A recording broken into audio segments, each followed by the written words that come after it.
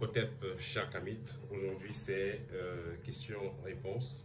Alors j'aimerais commencer par vous rappeler que question-réponse c'est un épisode spécial pour nos abonnés, surtout ceux qui n'ont pas la possibilité de suivre nos cours en direct, ceux qui n'ont pas la possibilité de prendre une consultation en direct avec moi.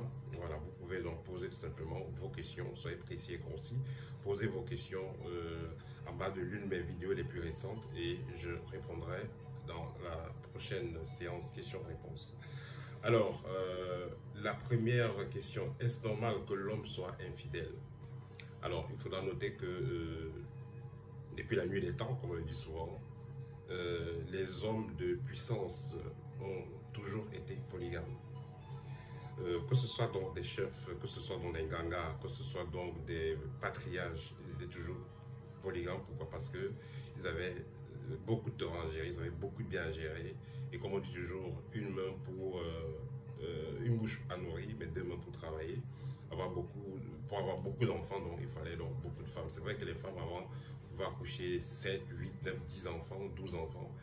Mais voilà, néanmoins, ces hommes de puissance-là avaient plusieurs femmes parce qu'ils voulaient avoir une grande lignée. Voilà. Et il faut aussi noter qu'avec les guerres qu'il y avait, avec tout ce qui se passait, c'était risqué d'avoir un ou deux enfants. Voilà. Et avoir donc plusieurs femmes, ça permettait d'avoir donc plusieurs enfants, par conséquent d'être plus puissant. L'homme, de par sa nature, euh, peut gérer plusieurs femmes. La femme est faite pour un seul homme. La femme est faite pour un seul homme. Une femme ne peut pas gérer normalement plusieurs hommes. Parce qu'il y aura toujours un trouble. Et si vous êtes un homme assez sensible, si vous sortez avec une femme, si elle commence à avoir une autre personne, vous le saurez automatiquement. Donc, c'est plus difficile pour la femme. Donc, pour l'homme, est-ce que c'est normal d'être infidèle? Être infidèle, c'est normal. C'est pas normal autant pour moi, mais si un homme a plusieurs femmes, ça... Alors, deuxième question. Si on défèque devant votre porte, qu'est-ce que vous pouvez faire? Parce qu'il y a quelqu'un ici qui a insisté avec son histoire où son ami lui a fait comprendre qu'une personne a déféqué devant sa porte et il a essayé de faire des rites pour détruire ça, mais après son ami est décédé. Il faut comprendre que celui qui jette le sort, voilà, que ceux qui jettent le sort n'ont pas le même niveau. Les sorts n'ont pas les mêmes niveaux. Si quelqu'un vous en veut, il sait que vous faites de la magie.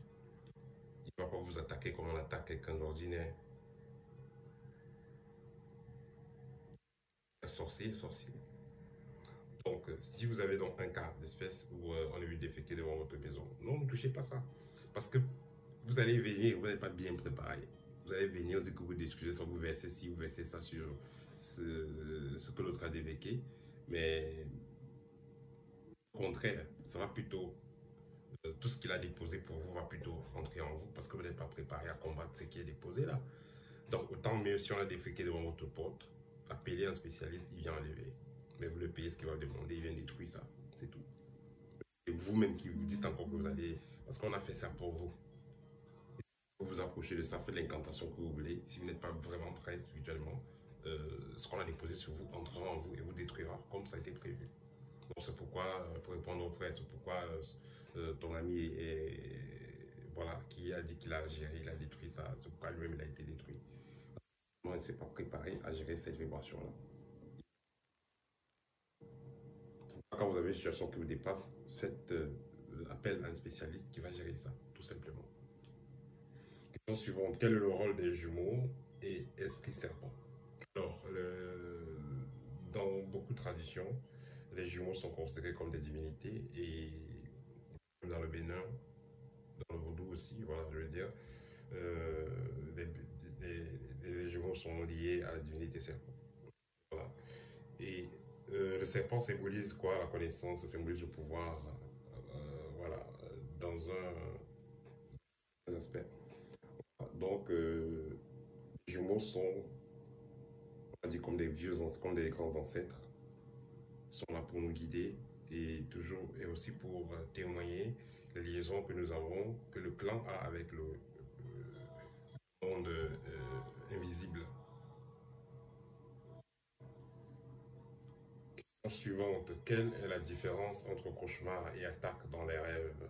Un cauchemar, vous pouvez rêver, peut-être vous voyez la saleté, vous rêvez, il y a les fantômes, voilà. Et quand vous rêvez, donc vous voyez les attaques, c'est différent parce que là, euh, on vous attaque directement. Voilà, donc quelque chose essaie de vous mordre, on essaie de vous blesser, on essaie de tirer sur vous avec une arme et tout ça. Vous voyez des bestioles qui essaient de vous dévorer, oui, voilà. Et sinon, les deux, c'est presque les mêmes vibrations. Vibrations d'attaque, vibrations de cauchemar, c'est presque les mêmes vibrations.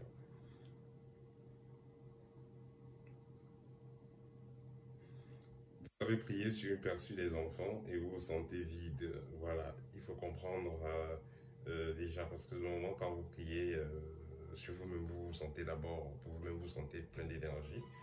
Si vous priez pour autrui, vous vous sentez plein d'énergie, la personne va se sentir plein d'énergie. Si vous vous sentez déchargé, il faut essayer de faire un scanner pour savoir qu'est-ce qu'il y a en ces personnes-là. Peut-être ces personnes sont, il y a des entités vampiriques. Question suivante. Les kamites acceptent-ils la polygamie? Non, la polyandrie, autant pour moi. La polygamie est acceptable, voilà, vu que ce soit dans la maths, c'est-à-dire qu'il y ait équilibre entre les différentes femmes, qu'il n'y ait pas de discrimination, qu'il y ait l'équilibre entre les différentes femmes. Dans ce cas, la polygamie est possible.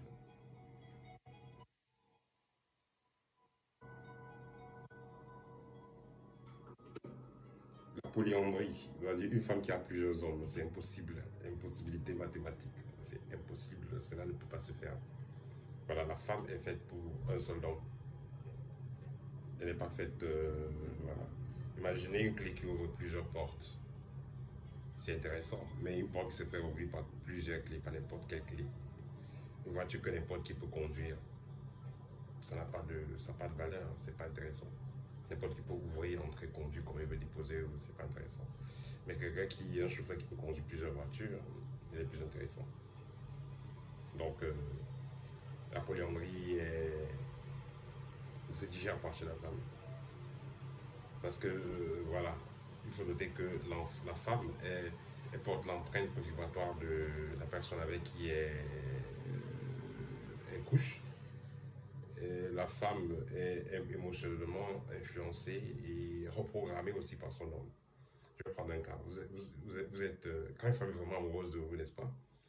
La façon que vous habillez, la façon que vous coiffez, la façon que vous parlez, vos gestuels, tout ça, elle copie un peu comme un enfant. Voilà.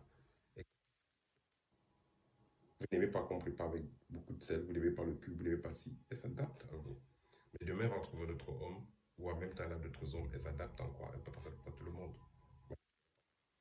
Une femme a déjà eu beaucoup de relations.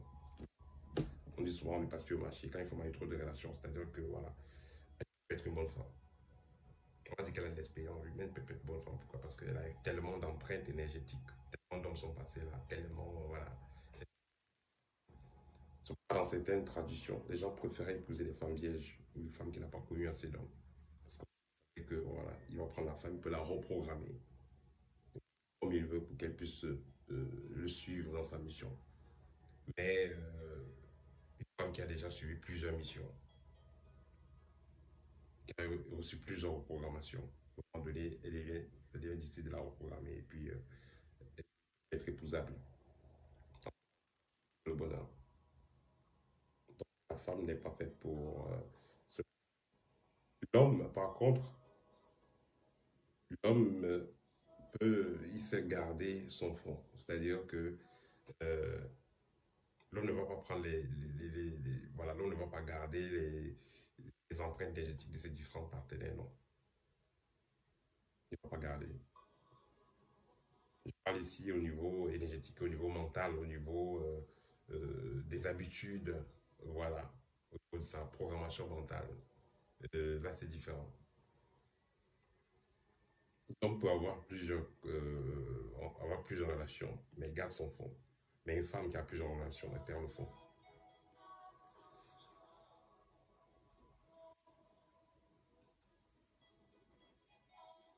Les hommes qui abandonnent les enfants avec les femmes, est-ce qu'ils ont un karma à gérer?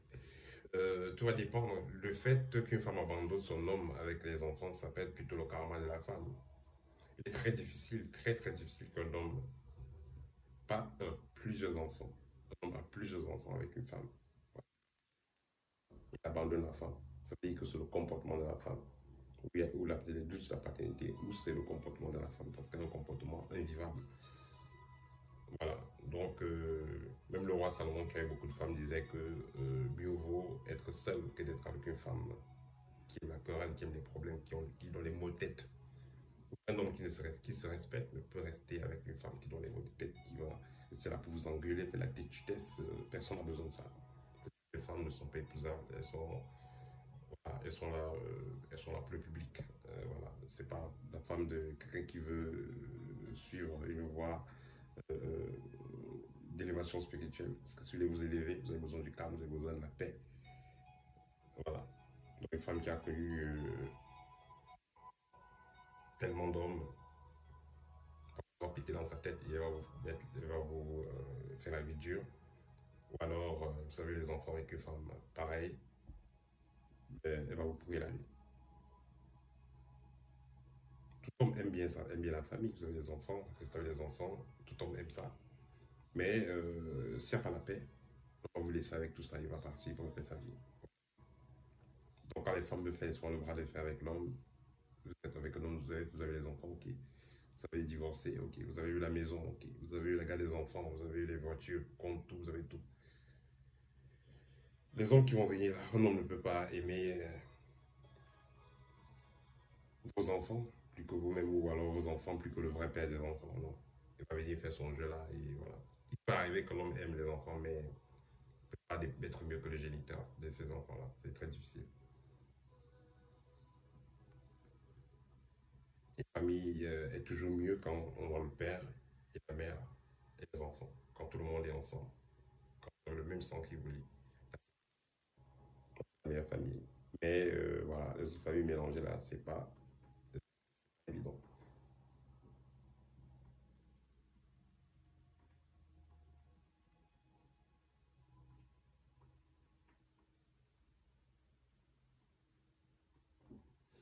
Et dans les publications entre 1h et 3h du matin, entre 1h et 3h du matin, c'est intéressant. Voilà, mais il y a les bains aussi qui vont se faire tôt le matin à 6h et vers minuit. Le plus important sur les bains, c'est quel type de bain. Est-ce que c'est un bain d'attirance? Est-ce que c'est un bain pour chasser le négatif? Est-ce que c'est un bain pour avoir une opportunité? Est-ce que c'est un bain pour aller dépendre de quel type de bain vous faites? Dépendre de cela. Voilà. Rêver le chat et les chiens. Voilà, c'est des rêves assez particuliers. Les chiens, généralement, ça symbole les ennemis, tandis que les chats, ça renvoie aux passions. Un papa qui est décédé en colère, il faudra faire le rituel pour l'apaiser, sinon il pourra se transformer en esprit vampire pour vampiriser et mettre les gens dans la merde.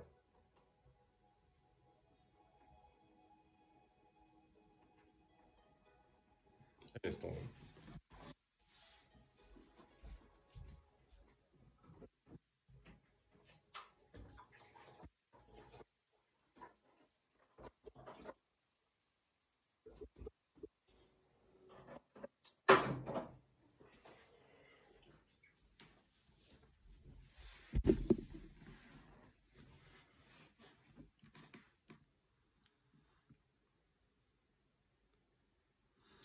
Que pensez-vous du pasteur Kangoka? Bon, ce qu'il faut savoir sur ce pasteur, comme beaucoup de pasteurs, après ces pasteurs sont d'abord des initiés, sont d'abord dans des mouvements mystiques. Euh, Soit de les villages, que ce soit de les pays, que ce soit occidentaux et autres. C'est seulement les gens qui font partie des loges d'abord à la base. Et ils fonctionnent par réseau. Par réseau. Et à un moment donné, ces réseaux-là se réunissent avec ceux des gouvernements et autres. Donc, voilà. Tout ce que je vais dire, que ce soit ce pasteur ou ce d'autres pasteurs, le plus important, c'est de travailler sur soi. Voilà, ces pasteurs-là, ils n'aident pas l'éveil de conscience. Ils vont seulement vous dire, croyez au Seigneur, donnez votre vie au Seigneur. Ils vont se mettre là, dire qu'ils font des miracles, ils guérissent les gens. Voilà, restez à côté de 100 ans, vous n'allez jamais faire les mêmes choses. Parce que justement, ils ne vont jamais vous expliquer ce qu'ils font. Ils vont dire que c'est la Bible qu'ils ont lue et puis le Saint-Esprit les a aidés. Voilà. Pourquoi tracer le cercle pendant les invocations? Voilà, quand vous faites des invocations, c'est-à-dire ici vous faites des invocations, je vais dire ici mais les évocations, quand vous évitez des entités, voilà, il est important de tracer des cercles. Pourquoi? Parce que le cercle symbolise la limite énergétique et l'entité qui vient là voit dans la limite et elle comprend ce langage. Mais il est important que les éléments que vous utilisez pour faire le cercle de protection soient les éléments consacrés. Et voilà, il est mieux que vous soyez déjà initié pour savoir comment faire un cercle de protection, consacrer le cercle, le vitaliser, autre. Et là, vous pouvez faire vos expériences. Mais si ce n'est pas le cas, cercle de protection que vous allez faire ne servira à rien. Donc, c'est utile à la base, mais à un niveau avancé, on n'a plus besoin de cercle de protection parce que voilà, l'ici a atteint un niveau où il fait confiance à son.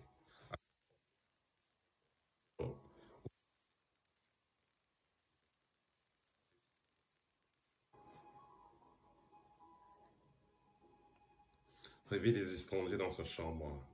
Là, on va prendre contrôle de votre univers spirituel, on va vous posséder, on va entrer dans votre destinée.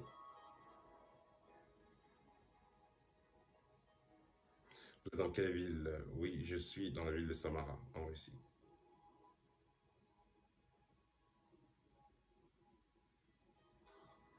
Quelqu'un dit ici, j'ai fait une vidéo sur le pape, quelqu'un dit ici que le sommet de la spiritualité est le non-jugement. Euh, la personne n'a pas raison, voilà. Le sommet de la spiritualité, c'est le non-jugement. Le sommet de la spiritualité, même, c'est quand même venir même plus sur Terre. Voilà, vous n'êtes même plus sur Terre, c'est le sommet de la spiritualité. Tant qu'on est sur Terre, on a les problèmes de la Terre à gérer. Bon, c'est-à-dire quoi? Vous n'allez pas être dirigeant d'un pays, vous acceptez que voilà, n'importe qui se marie avec n'importe qui. Et après, voilà, le mariage homme, femme, femme. Et après, on va se retrouver avec une population où il n'y a pas d'enfants. Personne ne veut accoucher. Voilà. Ou alors on va aller prendre des enfants, on va créer des enfants, même avec les couveuses, des enfants bizarres, voilà, qui n'auront pas grandi avec la chaleur maternelle. Ces enfants-là seront les plus grands terroristes qu'on a jamais vus, les tueurs à sang-froid. Voilà. Ou alors, on va se retrouver sans enfants. Bon, voilà. Qui va protéger le pays? On dit qu'il veut la paix, pour pas la guerre. Il faut une armée forte. On ne va pas avoir un pays seulement des gens qui prient. Il faut aussi une armée forte. Vous voyez, la Corée du Nord, la Russie, les États-Unis, certains pays sont respectables à cause de euh, l'armée. Voilà. Vous n'avez pas d'armée, on ne vous respecte pas. Le voisin peut venir déclencher une guerre là, arracher votre pays. Donc, l'histoire a toujours été comme ça. Donc, la force doit faire l'ordre dans certains cas. Voilà. Mais la force, à la base, fait d'abord le respect. Donc, s'il n'y a pas de force là, il n'y a pas de respect. La force, c'est quoi pour un État? C'est son armée.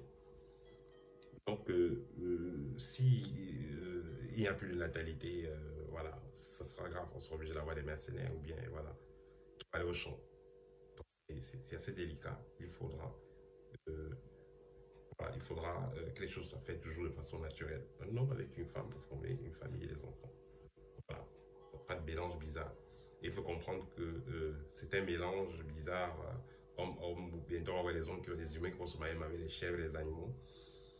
Donc c'est la liberté, oui, c'est la liberté, non. À un moment donné, on enlève ça, il faut enlever ça dans la tête. À un moment donné, il fait trop dur pour pouvoir maintenir l'équilibre. Sinon, voilà.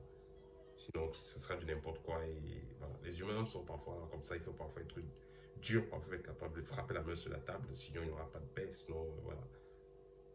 Et voilà, c'est la triste réalité. Pour le sommet de la spiritualité, non, je m'en oui, mais pas dans l'autre planète. Dans l'autre planète, à un moment donné.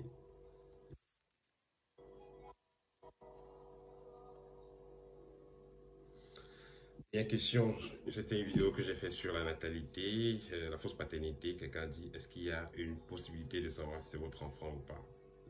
C'est la sensibilité. Quand c'est votre enfant, le saurez. Vous le saurez. Avant l'accouchement, les signes qui vont précéder. Et voilà. Et si ce n'est pas votre enfant également, vous aurez des signes. Vous n'avez même pas besoin d'aller voir un marabout ou voilà. Ou si vous voulez aller voir un docteur faire le test d'ADN. Mais sinon, c'est votre enfant, vous le saurez. Vous avez l'observation déjà des mains, des oreilles, le nez. Voilà. Il y a votre image, il y a l'image de la maman, de votre femme. Et également, il y a le ressenti au niveau énergétique. Qui va beaucoup plus parler, le ressenti au niveau énergétique. Qu'est-ce que vous ressentez quand vous avez votre enfant quand vous avez l'enfant dans vos bras? Et c'est le vôtre, tout simplement. Voilà, c'était tout pour aujourd'hui. Si vous avez d'autres questions, n'hésitez pas à les poser. Je me ferai un plaisir de vous répondre. Si vous voulez une consultation également, n'hésitez pas. Au thème et à très bientôt.